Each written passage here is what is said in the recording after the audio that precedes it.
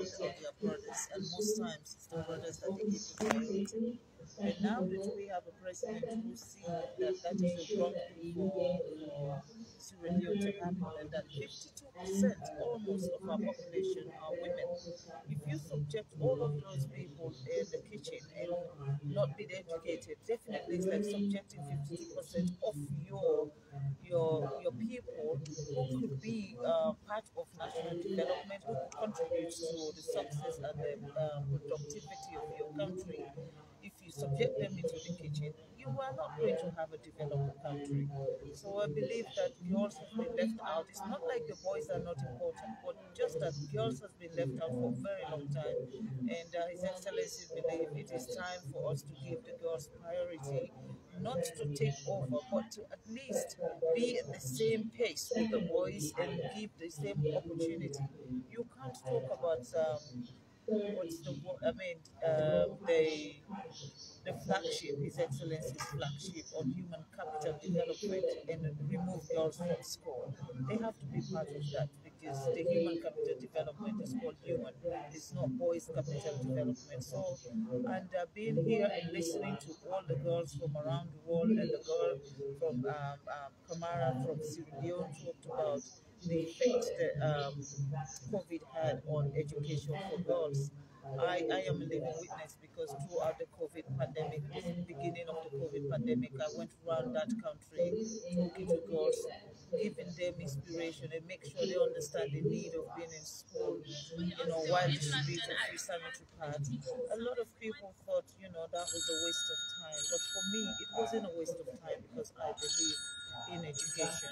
I believe that we can change Sierra Leone. We are the one who can change Sierra Leone. When you're in a leadership position, it has to be your people first. And I am so pleased that it is people's-driven government that His Excellency is working with. Yeah, definitely. I've been following your campaign with Hands Off Our Girls. I can see you're very much a very active First Lady, going and handing out things like sanitary pads, which is something we didn't really have in Sierra Leone, and also speaking to young girls in having the importance of confidence. So the Prime Minister of Somalia, if I'm correct, mentioned that children, girls in particular, build the nation.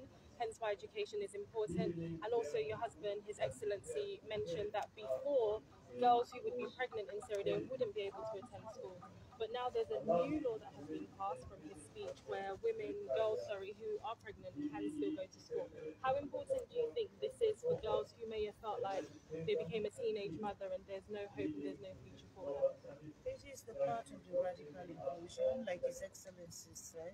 He was against it at the beginning, and I was totally against it because I thought it's like contradict what the Hands of Our Girls is all about. But the fact of the matter is, the Hands of Our Girl is really trying to empower girls and trying to give them the direct focus on education and making sure we can fight for them also when it comes to rape issues and early marriage, and keep them away from the men if we can.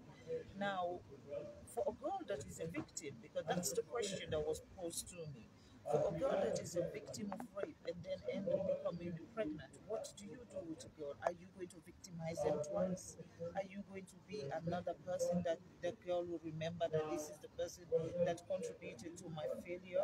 So thinking about all of those girls and knowing the fact that they knowing the pain rape victims go through, or girls that are forced into early marriage that are not ready for that, knowing that pain and seeing that pain in their eyes, I just don't feel like it was okay for another person in leadership position to victimize them twice. And I am so pleased that His Excellency changes his position in giving these girls the opportunity to also be part of, what we're calling the radical inclusion.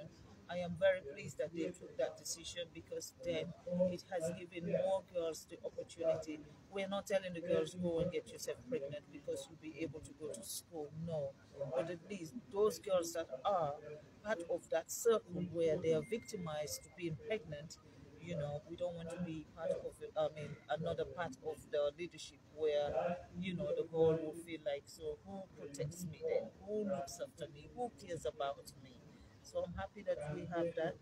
We don't have, 2,000 girls from the last census, 2,000 girls who become pregnant in the school year went back to school and continued their schooling.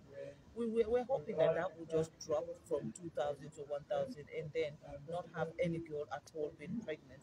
And that is possible because when the girls are empowered, when the girls are enlightened, and when the girls know they are right, believe you me, I don't think any girl wants to be pregnant while they're in school. I went to school too, and pregnancy was the last thing I was thinking about because you just want to finish and then you want a career, you part your career away, you know. So I believe that with more education, with more exposure, with more support for the girls, we will not be counting those girls as statistics because we won't have that. Thank you so much, First Lady. Is there any last words that you have for the viewers at home in what you hope to achieve here, your aims and objectives from this summit going back to Sierra Leone? I would love to say to my people that the Hands of Our Girl campaign has been one of the most successful campaign, not only for Sierra Leone, but for the world over. And I'm thrilled that people like Alice Albright, who basically is a champion and the head of GPE, Julian Gillard, the chair for GPE. These are all women. Helen Hunt are all women, and they all reference Hands of Our Girls when they talk. Yesterday, when I was with Mrs. Anne, she was talking about Hands of Our Girls, and then you realize that you're not only struggling with all the struggle to go to the riverland areas, to go to the villages, to go to district. You know, it looks like you're just trying to be in people's faces, but you now, every time I go out and with the appointment by the African Union to be the champion for sanitation in Africa, every time I go out, I know that I'm going out for a good reason. I'm not going out because I want to be in people's faces. And I listened to a radio program yesterday.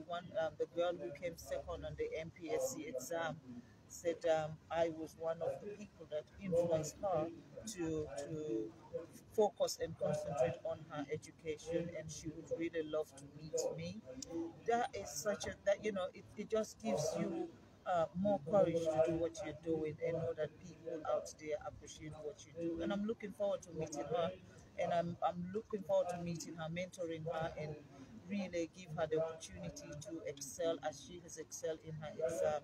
So, there's a lot of girls who need just that assurance that somebody else is out there looking out for them. And I am glad that they see me as that person. Thank you so much. Definitely, I would say you're a role model to many young ladies in Sierra Leone. So keep doing the great work for our country.